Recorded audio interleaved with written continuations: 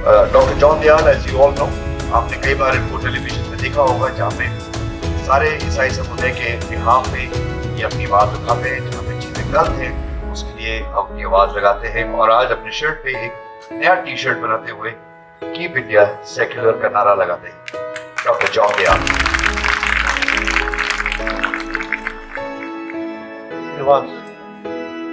Doctor Williams,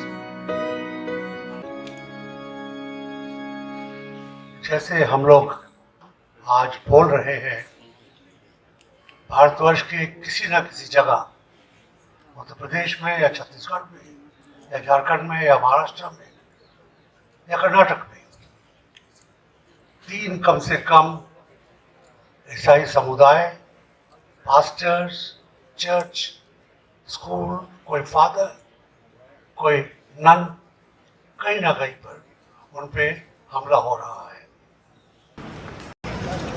कल रात को नहीं, शाम को मद्रास हाईकोर्ट ने एक ऑर्डर तो नहीं मगर एक नोटिस दिया है कि सरकार ये सोचे कि चर्च की जायदाद पर, चर्च की प्रॉपर्टी पर, प्रॉपर्टी क्या होती है चर्च के पास?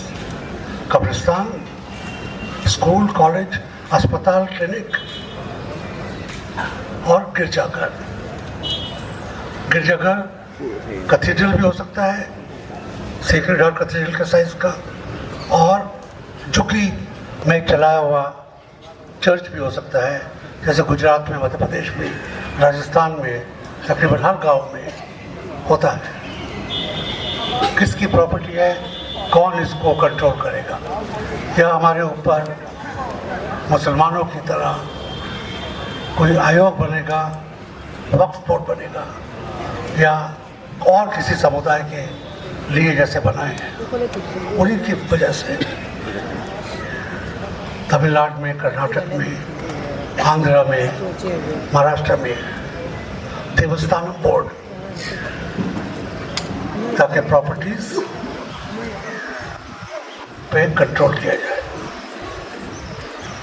ये दोनों जो अटैक हैं, एक कानून के पीछे से और एक बाहुबल पर अपना मसल दिखा के हमारे पिताजी का राज है, हम जो मारे करेंगे करके अटैक होते हैं। हम लोग कई बार समझते हैं प्रोसिक्यूशन को कि सिर्फ पास्टर को सताया जा रहा है, उसको पकड़ के जेल भेजा जा रहा है, मगर जो इंस्टीट्यूशनल सताव है वो इससे बहुत गहरा है, वो जनरेशनल है। आगे 50 साल तक, 100 साल तक हमारे पर हर रोज़ हमारे ऊपर हथियार चलाता रहेगा। उसका हम लोगों को पूरी तरीके से पता नहीं है। जिसके ऊपर वो भोगते हैं वही कोर्ट के चक्कर लगाते हैं, बाकी लोगों को इसका अंदाज़ा नहीं होता है। हमारी प्रार्थनाओं में ये इंस्टीट्यूशनल वायलेंस नहीं आता है। आज क्यों ये सब बढ़ रहा है? आप लोगों ने कई प्रार्थना में अभी बोला था सुबह कि बेवजह हमको सताया जा रहा है। ये आपकी गलतफहमी है।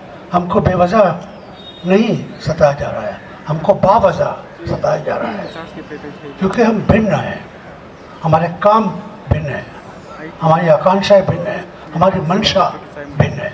हम किसी को गुलाम नहीं बनाना मांगते, हम गुलामों को चुटाना मांगते हैं, हम दलितों को उनका हक दिलाना मांगते हैं, हम ट्राइबल्स का जो हक छीना जा रहा है उसके खिलाफ खड़े होते हैं, हम गरीब को मल्लम लगाते हैं।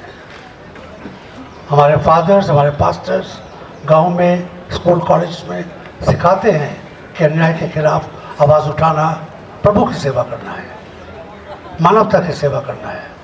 कोई भी मनुष्य को अधिकार है और कर्तव्य, दायित्व है कि वो जो सताए जा रहे हैं उनके साथ खड़े हो। तो आज जो हम यहाँ पर मिल के बात कर रहे हैं, हम एक दूसरे को नहीं बता रहे, हम तो सब जानते ही हैं। चर्च डॉक्यूमेंट्स में, संडे के भाषणों में, प्रार्थनाओं में, व्हाट्सएप पर हम हर रोज़ इसको मॉनिटर करते हैं। तो प्रोटेस्ट हम क्यों करते हैं? प्रोटेस्ट हम 2 वजह से करते हैं। पहली वजह मैंने आपको बताई थी, प्रोटेस्ट के द्वारा हम बहरी सरकार के कानों में अपनी आवाज़ डालते हैं, अपने दुख दर्द डालते हैं। हम फादर्स, बिशप्स, प्रधानमंत्री से, राष्ट्रपति से, गवर्नर से, चीफ मिनिस्टर से मिलते हैं, अक्सर मिलते हैं, कहा जा सकता है। वहाँ पर जो बात होती है एक औपचारिक तरीके से होती है। आपने कागज़ दिया, उन्होंने कागज़ पढ़ा और कहा देखेंगे। कब देखेंगे, कैसे देखेंगे? इस गैदरिंग में जो हम लोग इकट्ठे होकर जो बात करते हैं, उनको कहते हैं कि आज देखिए, अब देखिए, हम इकट्ठे आए हैं आपके पास। आज बिशप भी हैं और छोटे बच्चे भी हैं, फादर्स भी हैं, पास्टर्स भी हैं, दक्षिण से, उत्तर से, denomination, Catholic, Protestant, evangelical, church of God, people of God और अनेक और डिनोमिनेशन हैं। बावजूद इसके, और अगर प्रभु को मंजूर नहीं होता तो डिनोमिनेशन नहीं होते, प्रभु को मंजूर है। और एक तरीके से तरीका है उन जगह जाके बताना जहाँ पर शायद एक समुदाय ना पहुँच पाए। तो सरकार को हम बताना मांगते हैं कि हम अपने भेदभाव के हटकर, अपने रंग रूप से हटकर, अपने डिनोमिनेशन से हटकर, अपनी जो हमारी स्टेटस है, मैं साधारण आदमी हूँ, घर चलाता हूँ, बाल बच्चे हैं, आगे भी बच्चे हैं, फादर्स हैं, पास्टर हैं, जिसके आगे प्रजा है, समुदाय है, टीचर्स हैं जो पढ़ाते हैं। हमारे प्रोफेशन कुछ भी हो, हमारा प्रभु के आंखों में कोई भी वजूद हो, हम सरकार की आंखों में अपने हकूक मांग रहे हैं। अपने कोई खास वजह से नहीं, ये नहीं कह रहे हम कि हम ईसाई हैं, अजूबे हैं, आपके पालतू हैं, हमको गोदी में बिठाइए, नहीं है। हम भारत के नागरिक हैं और हमारी जो प्रोटेस्ट है जंतर मंतर में, जंतर मंतर की बात नहीं है, यहाँ से 2 कदम पर 2 सदन है, जो हमारा लोकसभा और राज्यसभा है, हमारी पार्लियामेंट है, उसको सुनाने के लिए करते हैं।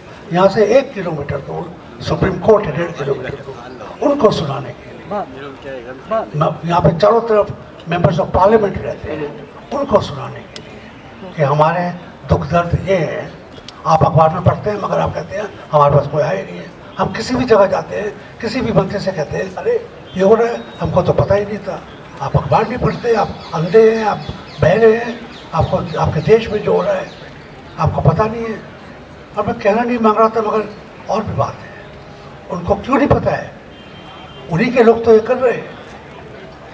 आप समझते हैं कि किसी संघ के ऑर्डिनरी वर्कर, स्वयंसेवक की हिम्मत है कि किसी फादर पर, किसी पास्टर पर, किसी सिस्टर पर अटैक करे, जब तक उसको ये एश्योरेंस नहीं दिया गया है कि तुम सेफ हो, हम तुम्हारे साथ हैं। हम कहते हैं प्रभु हमारे साथ है, वो कहते हैं सरकार हमारे साथ है।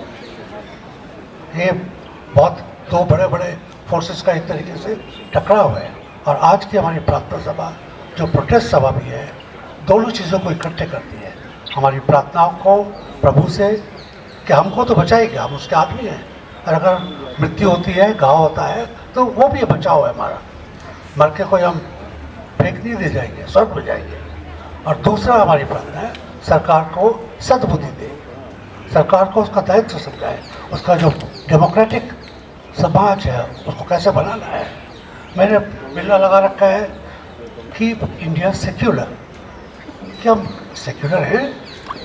हमारी जो नई बिल्डिंग बनी थी पार्लियामेंट की, वो किस विधि से बनी थी? क्या चीफ जस्टिस ने आके उसके ऊपर कुछ किया था?